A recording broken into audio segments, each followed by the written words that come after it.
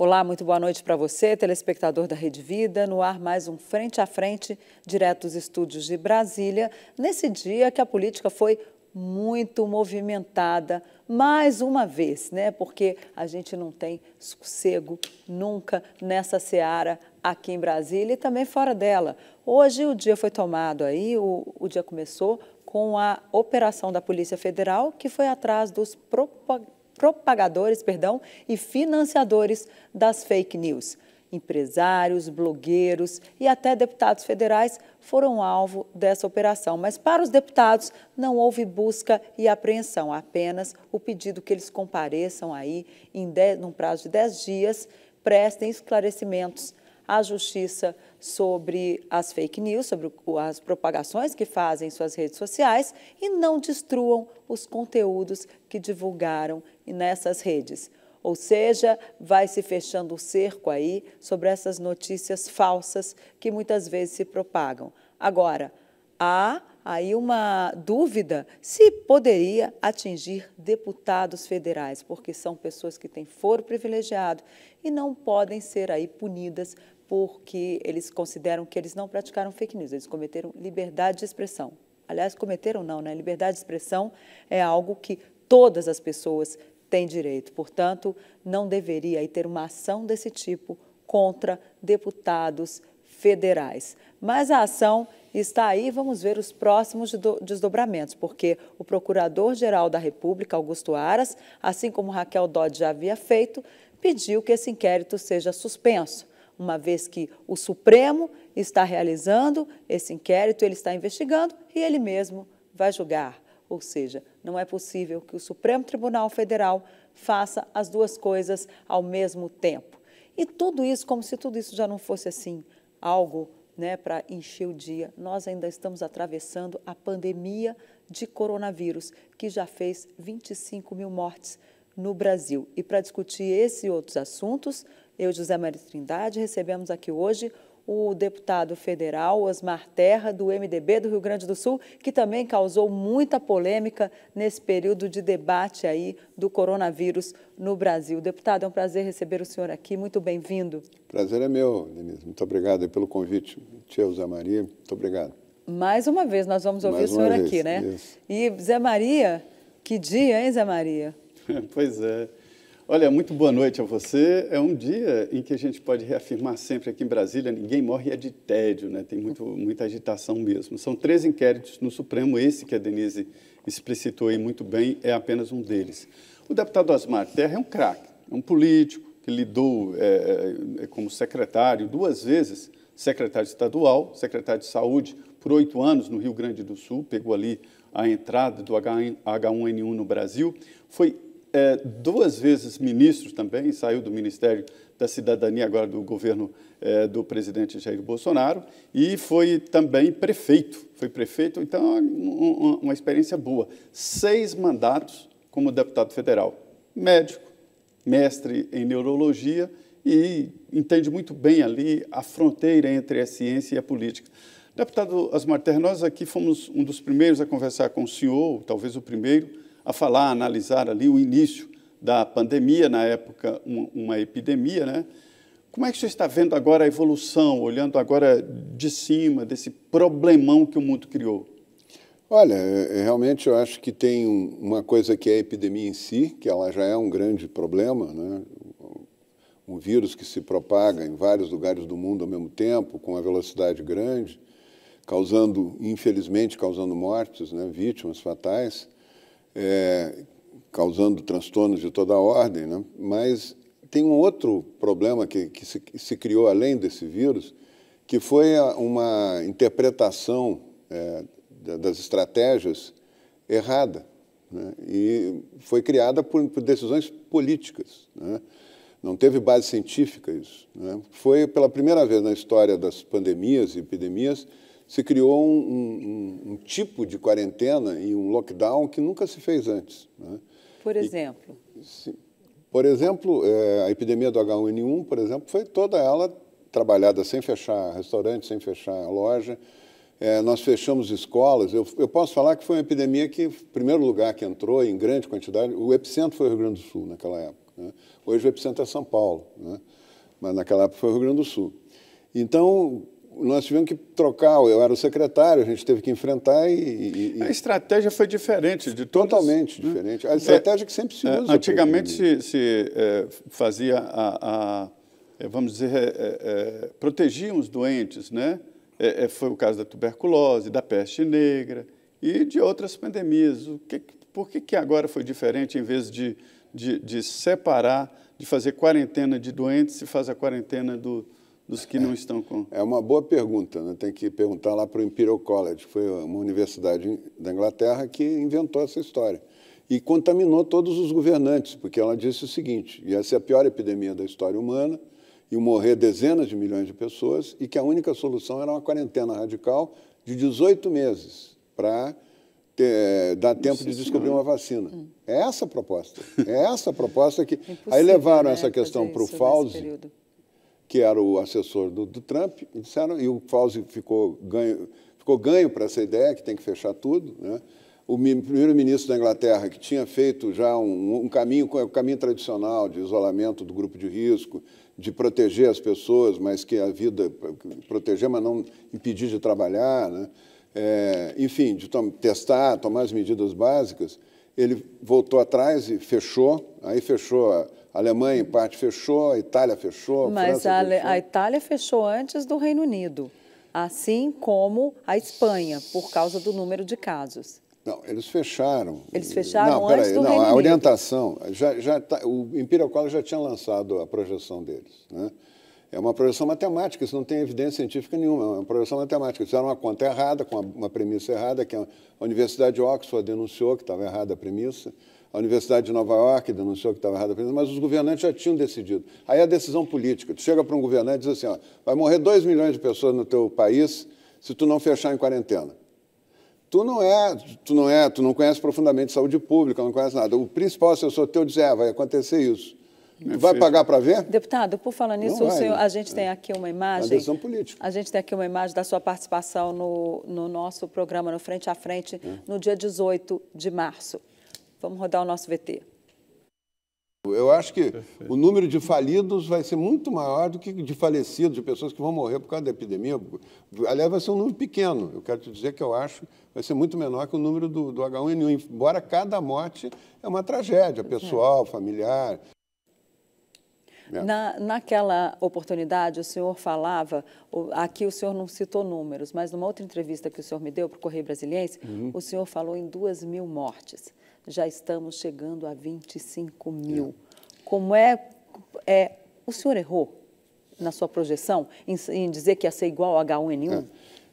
A pessoa, para acertar um número exato, tem que ser um profeta, né? E guiado por Deus, direto. Mas com uma distância agora, tão grande entre o número que o senhor disse em março e o que ocorreu? Tá, então, deixa eu te explicar. Eu comecei a falar de números porque a minha tese é que a quarentena não funciona. Não é tese, é a ciência que me mostra. Essa quarentena está errada. 25 mil mortos em quarentena. É bom dizer isso. Não são pessoas que morreram porque não estavam fazendo quarentena. 25 mil pessoas morreram fazendo quarentena. A maioria contaminada em casa, né? Então, depois nós vamos aprofundar isso aí. Mas quando eu estava discutindo isso, sempre vinha a pergunta, mas quantos vão morrer? Né? Qual é a sua previsão? Tinha 2 previsões. Aliás, só tem essas até hoje. 2 milhões, né? 1.150.000, que é do Lamarino, Átila. O Átila Lamarino, que é um youtuber, que agora virou um grande cientista, referência para... 1 milhão de mortes. Para quem está querendo... Ele disse que é 1 milhão se não houvesse a quarentena. E se houvesse a quarentena, eram 400 mil.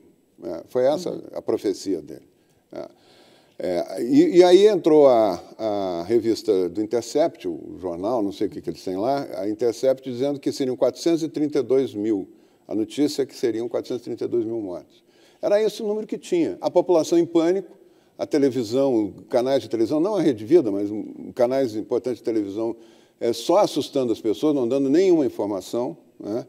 E aí eu falei, aí me perguntaram, o que tu acha? Não vai morrer tanta gente, não é possível, isso não existe. Esse vírus, a China já mostrou o comportamento do vírus. Dia 18 de março, a epidemia na China já tinha terminado, né? Já tinha cumprido todo o ciclo do vírus. Todas as epidemias virais têm um prazo para começar e terminar, em torno de 13, 14 semanas, né? E, a partir daí, ela cumpre o seu ciclo, né? Ela vai até um pico, é um número máximo que ela consegue de novos casos por dia, depois cai. O vírus que não tem vacina e não tem remédio termina assim. Em que fase nós estamos agora? Deixa eu só terminar o raciocínio aqui, Okay. já te respondo. Tá bom. Então, quando eu falei em números, eu falei num número que eu tinha a vivência, que era a epidemia do H1N1, né?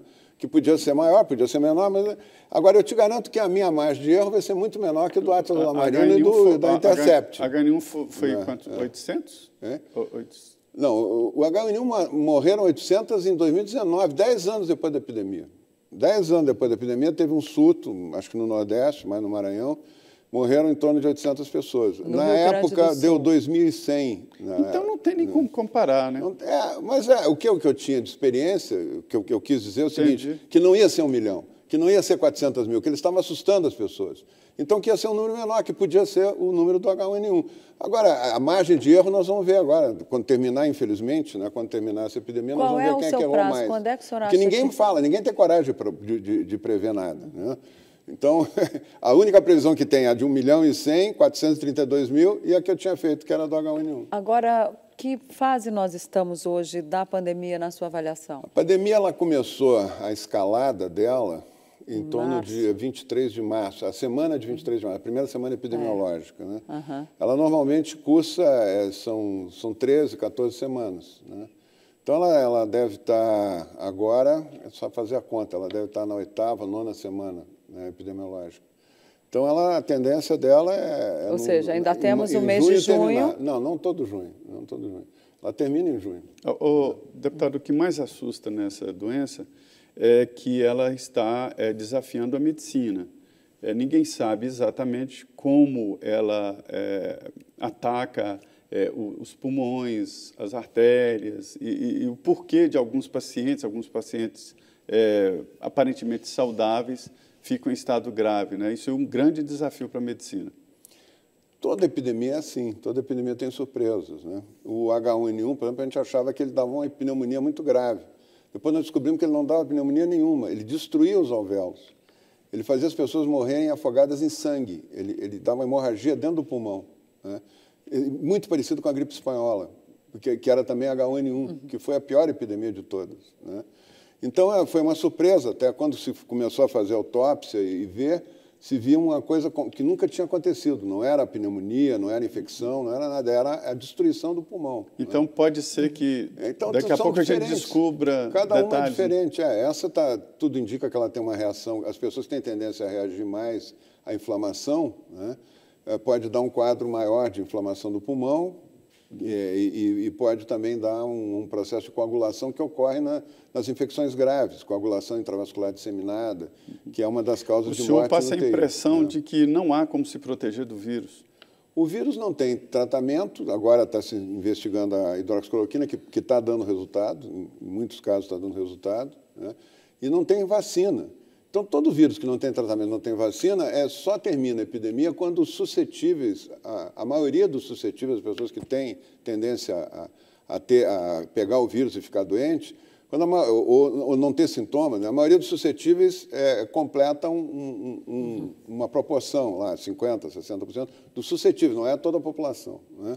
E esses suscetíveis, eles têm mais de 90% não sente nada, não tem sintoma, nem sintoma. Por isso que a epidemia se espalha. Se todo mundo que tivesse epidemia tivesse febre, tosse, fizesse o exame, isolasse, a epidemia não tinha saído de Wuhan, né? Ela saiu para o mundo pelos assintomáticos. Então aí não há uma contradição de dizer, não, a gente isola os portadores do vírus, isola os doentes. Porque fica difícil fazer esse isolamento. Só seria possível separar os doentes e as pessoas de risco se houvesse uma testagem em massa, coisa que o Brasil não tinha condições de fazer, porque não tinha nem teste para vender lá no início. E por isso se optou por pela medida que era mais fácil agarrar naquele momento, que era a quarentena. Sim, mas a quarentena piorou, né? A quarentena não ajudou. Tu trancar na mesma casa uma pessoa portadora assintomática do vírus, que é a grande maioria, com pessoas que não têm vírus, tu infecta todo mundo. Hoje, o governador de Nova York deu essa... Tu viu a declaração dele? 84% das pessoas que adoeceram e morreram em Nova York, 20 mil mortos, 84% não saiu de casa. Pegou a doença em casa, não foi no ônibus, não foi no trabalho. O senhor continua insistindo que esse afastamento social piorou, que não foi próprio? Não ajudou, né? Não sei o que estou dizendo. Agora, é o Prêmio Nobel de Química de 2013, o Michael Levitz, está dizendo isso. Vai ser muito pior, é muito pior a quarentena para a saúde pública do que não ter quarentena, do que ter a proteção individual, a proteção do grupo de risco, ter os cuidados que sempre se teve em epidemia. Nós estamos sendo experiência, nós estamos sendo aqueles ratinhos de cobaia de uma experiência que nunca foi feita, por causa de uma decisão de uma universidade inglesa, e que assustou os governantes. Foi efeito manada. Os nossos governadores se assustaram, todo mundo se assustou. O senhor está levando a vida normal? Eu sou grupo de risco em qualquer circunstância, eu tenho 70 anos, então eu tenho que ter um cuidado maior, porque se eu pegar, eu sou mais vulnerável do que uma pessoa jovem. Os jovens, tem muito pouco jovem em UTI, né? Tem, mas tem pouco jovem. Abaixo dos 18 anos praticamente não tem, criança não tem. Essa epidemia é diferente do H1N1 nesse aspecto também. As crianças, o H1N1 matava crianças, matava mulheres grávidas. Essa epidemia mata idosos e pessoas que têm alguma doença crônica há muito tempo e tal. Então, eles são diferentes, são grupos de risco diferentes. De qualquer maneira, os idosos eu estou incluído, né? Embora eu não tenha doença crônica, eu estou incluído nos idosos. Então, eu estou tomando cuidado. Mas hoje eu fui no Ministério da Saúde, né, para ajudar lá a pensar, dar umas sugestões e tal. Então, eu tenho feito eu não fico fechado em casa, caminho todo dia. É bom caminhar, tendo possibilidade de caminhar longe, guardando distância das pessoas, é bom caminhar pelo menos 1 hora por dia, né? A academia não está funcionando, né, Denise? Mas funcionando. Né? Mas caminhar na rua não tem problema, é só usar máscara. Tem que ter uma proteção individual, né? Eu acho que tem que ter. Pois é, olha, é bom conversar com vários lados para entender melhor, receber informações daqui, dali, e é isso que o Frente a Frente faz aqui durante essas nossas conversas do final em toda quarta-feira aqui em Brasília. Nós vamos agora no intervalo, 2 minutos, e já estaremos de volta.